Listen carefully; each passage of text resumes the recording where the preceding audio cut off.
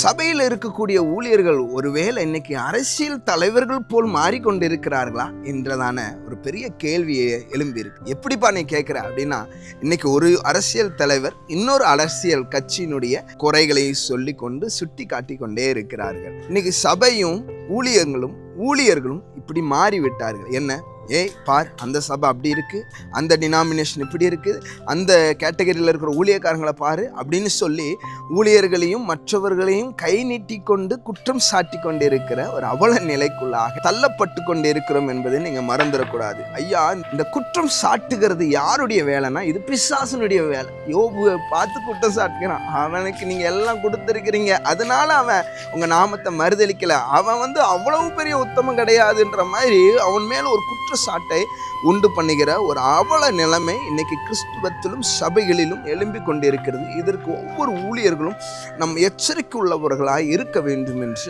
ஆண்டவர் விரும்புகிறார். வேதம் சொல்லுகிறது, மத்திய 7வது அதிகாரம் அதனுடைய முதல் வசனம் விதமாய் சொல்லப்பட்டிருக்கிறது, நீங்கள் குற்றவாளிகள் ஆகும்படி தீர்க்காதபடிக்கு மற்றவர்களை குற்றவாளி என்று தீர்க்காதிருங்கள் என்று சொல்லி வேதம் சொல்லுகிறது. இன்னைக்கு முடிந்த அளவுக்கு ஒருவர் தவறு செய்கிறார் என்று சொன்னால் நீங்கள் அவரிடத்தில் நேரடியாக சொல்லுங்கள், இல்லை என்றால் விட்டு விடுங்கள். ஒரு பொதுவான சோசியல் மீடியாவில் மற்ற காரியத்தில் நீங்கள் அவரை குறித்து பேசுவதனால ஏதோ அவரை மட்டும் நாம் தாக்குவதல்ல, அவரை மட்டும் நம்ம குறைத்து பேசுகிறது அல்ல, மாறாக ஒன்றை புரிந்து கொள்ள வேண்டும். நம் தேவ ராஜ்யத்துக்கு விரோதமாய் செயல்படுகிறோம் என்பதையும் மறந்து போயிடக்கூடாது. ஐயா, நீங்க நடந்து போயிட்டு இருக்கிற பாதையில ஒரு அசுத்தம் இருக்குதுன்னா, ஒண்ணு நீங்க கண்ணை மூடிடுவீங்க, இல்ல துர்நாற்றம் வருதுன்னா மூக்க மூடிட்டு போயிருவீங்க. அதே போல சிலர் செய்கிறது உங்களுக்கு பிடிக்கவில்லை என்று சொன்னா நீங்க அது தேவ சமூகத்துல நேரடியாக ஜெபித்து அந்த காரியத்தை நீங்க முன் எடுத்து போங்க. ஆண்டவர் உங்க கூட இருந்து பெரிய காரியத்தை கத்த செய்வார். மற்றவர்கள் குறையை வெளிப்படுத்துகிறேன்னு சொல்லி உங்கள் குறைகளை நீங்கள் வெளிப்படுத்தி விடாதீர்கள் என்று ஆண்டவர் சொல்லுகிறார். இன்னைக்கு நீங்க நானும் தேவ ராஜ்யத்தை கெட்டுகிற ஒரு பாத்திரமாய் வர வேண்டுமே தவிர, மனிதனை குறித்து பொதுவான இடங்களில் குறை சொல்வது நிமித்தமாய் தேவ ராஜ்யத்தை ஒருபோதும் இடித்து போட வேண்டாம். அதனால நீங்களும் நானும் மற்றவர்கள் குறையை பார்ப்பதை விட்டுவிட்டு என் வாழ்க்கையில் என்ன குறை இருக்கு, இதை சரி செய்தால் என்ன அதற்கு முன்னாடி கொண்டு போக முடியும், ஆவிக்குரிய காரியத்தில் எப்படி நம்மளால செயல்பட முடியும் என்பதை நீங்கள் நிதானித்துக் கொள்ளுங்கள். கர்த்தர் உங்களை ஆசீர்வதிப்பார். God bless you. இஸ்ரவேல் ஜனங்களை சபிக்கும்படியாக பிலேயாம் பாகாலுடைய மேடுகளை நிற்க வைத்து பாலாக்கு சொல்லுகிறார், இப்பொழுது இஸ்ரவேல் ஜனங்களை நீ சபி என்று சொல்லுகிறார்.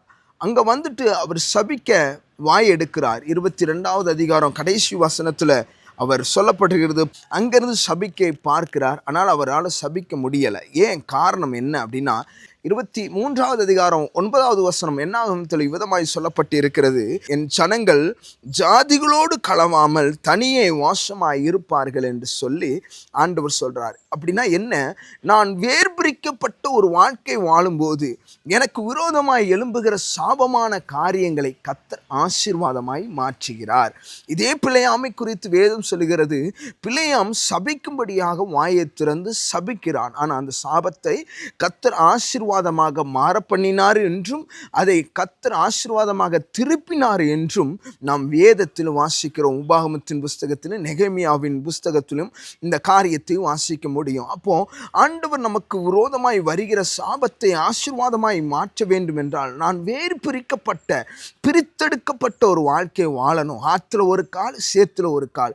நான் கிறிஸ்துவத்தை ஏற்றுக்கொண்டேன், கிறிஸ்து எனக்குள்ளாக இருக்கிறார் என்று சொல்லி விட்டு வந்த பாரம்பரியத்தை பின்பற்றுகிறவர்களாக அல்லாமல் பிரிக்கப்பட்ட கிறிஸ்துவுக்காக ஒரு வாழ்க்கை வாழ்கிறவர்களாக நான் நீங்கள் இருக்க வேண்டும் என்று ஆண்டவர் விரும்புகிறார். கிறிஸ்துவோடு கூட ஒரு நெருங்கி ஒரு வாழ்கிற ஒரு வாழ்க்கை கர்த்தர் இன்னும் அதிகமாக ஆழமாக விரும்பி கொண்டு இருக்கிறார். அப்ப நீங்களும் நானும் வேறு பிரிக்கப்பட்ட ஜாதிகளோடு கலவாத ஒரு வாழ்க்கை வாழ்வோம் என்று சொன்னால், நமக்கு விரோதமாய் எழும்புகிற சாபத்தை கூட கர்த்தர் ஆசீர்வாதமாக மாற்றுகிற ஒரு நல்ல தகப்பனாக இருக்கிறார். அதனால் நீங்களும் நானும் ஒரு காரியத்தை புரிந்து கொள்ளலாம், சாபம் நம்மை அணுகாது, ஆசீர்வாதத்தின் தேவன் நம்மை ஆசீர்வதிக்கவும் அவர் பிரியமுள்ளவராக இருக்கிறார். God bless you. Amen.